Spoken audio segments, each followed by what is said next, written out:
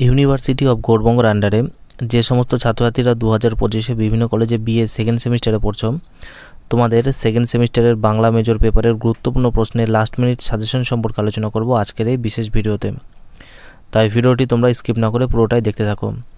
তোমাদের সেকেন্ড সেমিস্টারের বাংলা মেজর পেপারের সিলেবাসটির নাম সপ্তদশ, অষ্টাদশ, ঊনবিংশ শতাব্দীর সাহিত্যের ইতিহাস ও সাহিত্য।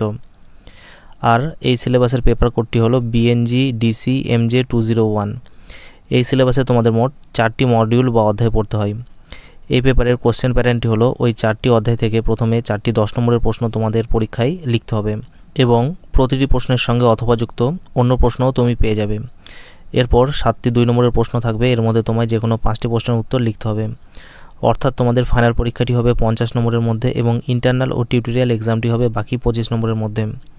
আর যদি কোনো ছাত্রছাত্রী এই সাজেশনের অ্যান্সার পিডিএফটি নিয়ে পড়তে চাও, তাহলে তারা পে করে তা নিতে পারো। এর জন্য তোমরা 9733232139 এই হোয়াটসঅ্যাপ নম্বরে যোগাযোগ করবে। যারা এই অ্যান্সার পিডিএফটি কালেক্ট করবে তাদের এই সাজেশনের ভেতর থেকে বাছাই করা অধিক গুরুত্বপূর্ণ প্রশ্নগুলো বলে দেওয়া হবে। আমাদের এই অ্যান্সার পিডিএফটি সম্পূর্ণটি কম্পিউটার টাইপিং করে করা। এই সাজেশনের শেষে অ্যান্সার পিডিএফটি দেখিয়ে দেওয়া হবে। আরও লেটেস্ট আপডেট পাওয়ার জন্য তোমরা আমাদের টেলিগ্রাম চ্যানেলে জয়েন হতে পারো। এই ভিডিওর ডেসক্রিপশনে আমি টেলিগ্রাম চ্যানেলের লিঙ্কটি দিয়ে দেবো। তাহলে শুরু করছি আজকের এই মূল সাজেশন ভিডিওটি। প্রথমে তোমরা দেখে নাও মডিউল 1 থেকে দেওয়া গুরুত্বপূর্ণ 10 নম্বরের প্রশ্নগুলো। প্রথম প্রশ্ন রয়েছে মঙ্গল কাব্য কাকে বলে? মঙ্গল কাব্যের সাধারণ বৈশিষ্ট্যগুলি আলোচনা করো। তারপরে প্রশ্ন রয়েছে মঙ্গল কাব্যের উদ্ভব এবং সৃষ্টির কারণ সম্পর্কে বর্ণনা করো। তারপরে প্রশ্ন রয়েছে মনসা মঙ্গল কাব্যের কাহিনী সংক্ষিপ্তাকারে বর্ণনা করে এই পর্বের দুজন শ্রেষ্ঠ কবি প্রতিভার পরিচয় দাও। অথবা এই প্রশ্নটি অন্য যেভাবে ঘুরেও আসতে পারে যে মনসা মঙ্গল কাব্যের প্রধান দুজন শ্রেষ্ঠ কবি অর্থাৎ বিজয়গুপ্ত এবং কেতকাদাস ক্ষেমানন্দের কবি প্রতিভা সম্পর্কে আলোচনা করো। ভীষণই গুরুত্বপূর্ণ প্রশ্ন। তারপরে প্রশ্ন রয়েছে চণ্ডীমঙ্গল কাব্যের শ্রেষ্ঠ কবিকে, তার কবি প্রতিভার মূল্যায়ন করো। অথবা চণ্ডীমঙ্গল কাব্যের শ্রেষ্ঠ কবি হিসেবে মুকুন্দরাম চক্রবর্তীর কবি প্রতিভা সম্পর্কে আলোচনা করো। ইম্পর্টেন্ট প্রশ্ন। তারপরে প্রশ্ন রয়েছে মুকুন্দরাম চক্রবর্তীর চণ্ডীমঙ্গল কাব্যের কাহিনী সম্পর্কে লেখো। এরপরের প্রশ্ন রয়েছে ধর্মমঙ্গলকে রাঢ়ের জাতীয় মহাকাব্য বলা কতটা যুক্তিযুক্ত? এই কাব্যধারার একজন বিশিষ্ট কবি বা শ্রেষ্ঠ কবির অর্থাৎ ঘনরাম চক্রবর্তীর কাব্য প্রতিভার পরিচয় দাও। তারপরে প্রশ্ন রয়েছে ধর্মমঙ্গল কাব্যের কাহিনী কয়টি ও কী কী? এই কাব্যের কাহিনীগুলি সম্পর্কে লেখো। এরপরের প্রশ্ন বাংলা মঙ্গল কাব্য ধারার শেষতম কবি রায়গুণাকর ভারতচন্দ্রের কাব্যকৃতি ও কাব্য বৈশিষ্ট্য। ভারতচন্দ্রের আবির্ভাবের পটভূমি বিশ্লেষণ করে বাংলা মহাকাব্য ধারায় অন্নদামঙ্গল কাব্যের বিষয়বস্তু সম্পর্কে আলোচনা করো। তারপরে প্রশ্ন রয়েছে সপ্তদশ শতাব্দীর মুসলমান কবিদের সম্পর্কে কেউ কেউ বলেন যে তারাই মধ্যযুগের বাংলা সাহিত্যের গতানুগতিকতা ভঙ্গ করে নতুনত্বের পরিচয় দেন। এ প্রসঙ্গে আরাকান রাজসভার কবিদের অবদান আলোচনা করো। অথবা এই প্রশ্নটি অন্য যেভাবেও আসতে পারে যে সৈয়দ আলাওল ও দৌলত কাজীর কাব্য প্রতিভার পরিচয় দাও। তারপরে প্রশ্ন রয়েছে গীতিকা কাকে বলে? গীতিকার বৈশিষ্ট্য এবং বিভিন্ন প্রকারভেদ সম্পর্কে লেখো। তারপরে প্রশ্ন রয়েছে কবিগানের উদ্ভব এবং তার ক্রমবিকাশের ইতিহাসটি পর্যালোচনা করো। তারপরে প্রশ্ন রয়েছে কবিগান কাকে বলে? বিভিন্ন পর্যায়ের কবিয়ালদের পরিচয় দাও। এরপরে তোমরা দেখে নাও মডিউল 2 থেকে দেওয়া কিছু গুরুত্বপূর্ণ 10 নম্বরের প্রশ্ন। প্রথম প্রশ্ন রয়েছে ময়মনসিংহ গীতিকা কাকে বলে? ময়মনসিংহ গীতিকার শ্রেষ্ঠ পালা কোনটি এবং এটি কে রচনা করেন? ময়মনসিংহ গীতিকার শ্রেষ্ঠ পালা অর্থাৎ মহুয়া পালার কাহিনী সম্পর্কে লেখো। ভীষণই গুরুত্বপূর্ণ প্রশ্ন। তারপরে প্রশ্ন রয়েছে ময়মনসিংহ গীতিকার পালার সমাজচিত্র বা প্রান্তিক জনগোষ্ঠীর সমাজচিত্র সম্পর্কে আলোচনা করো।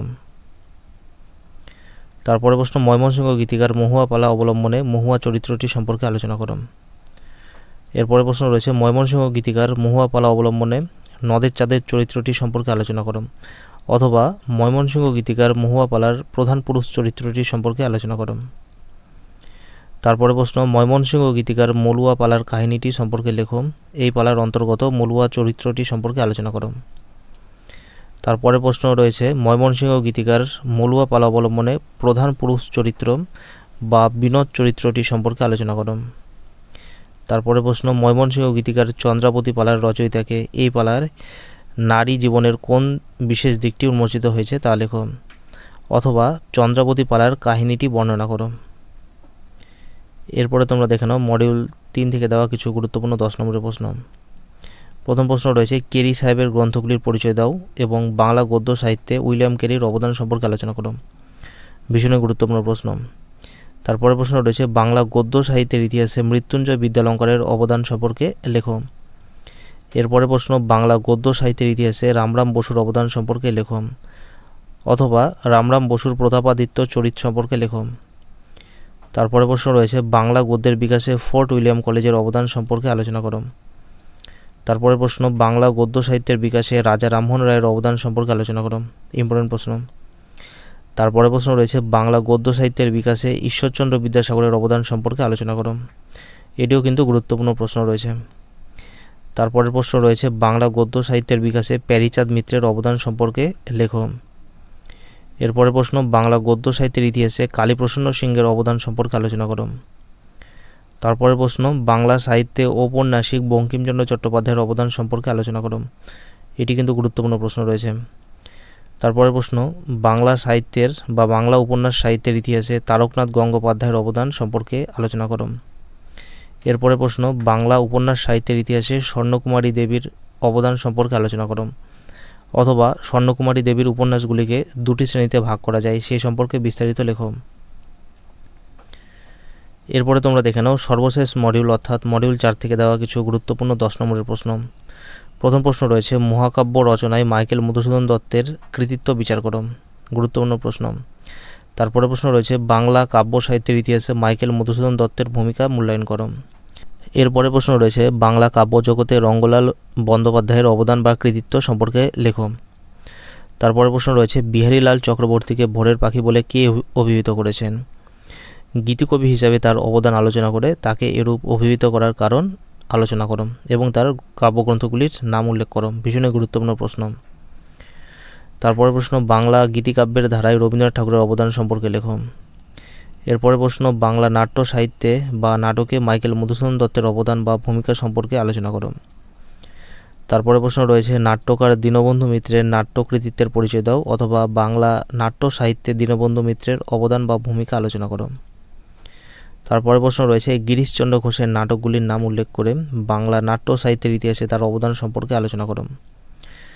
তারপরে তোমরা দেখে নাও প্রশ্নগুলো যেগুলো দেওয়া রয়েছে বাংলা রঙ্গমঞ্চের ইতিহাসে গেরাসিম লেবেদেব এবং তার বেঙ্গলি থিয়েটার সম্পর্কে বিস্তারিত লেখো। ইম্পর্টেন্ট প্রশ্ন। তারপরে প্রশ্ন রয়েছে প্রসন্ন কুমার ঠাকুরের হিন্দু থিয়েটারের প্রতিষ্ঠা ও অভিনয় অনুষ্ঠানের বিবরণ দাও। প্রসঙ্গত সমকালে ও পরবর্তীকালে এই নাট্যশালার প্রভাব সম্পর্কে আলোচনা করো। অথবা বাঙালি প্রতিষ্ঠিত প্রথম নাট্যশালা কোনটি, কে কত সালে এটি প্রতিষ্ঠা করেন, এই নাট্যশালা সম্পর্কে বিস্তারিত লেখো। তারপরে প্রশ্ন কালীপ্রসন্ন সিংহের বিদ্যোৎসাহিনী রঙ্গমঞ্চের প্রতিষ্ঠা ও অভিনয় অনুষ্ঠানের সম্পর্কে পরিচয় দাও। এই প্রসঙ্গে বাঙালির রঙ্গমঞ্চের ধারায় এই রঙ্গমঞ্চের অবদান নির্দেশ করো। তারপরে প্রশ্ন রয়েছে ঠাকুরবাড়ির জোড়াসাঁকো নাট্যশালার প্রতিষ্ঠা, অভিনীত নাটক ও অভিনয় অনুষ্ঠান, নাট্য সমাবেশ ও অবদান সম্পর্কে আলোচনা করো। তারপরে প্রশ্ন রয়েছে বেলগাছিয়া নাট্যশালা সম্পর্কে আলোচনা করো।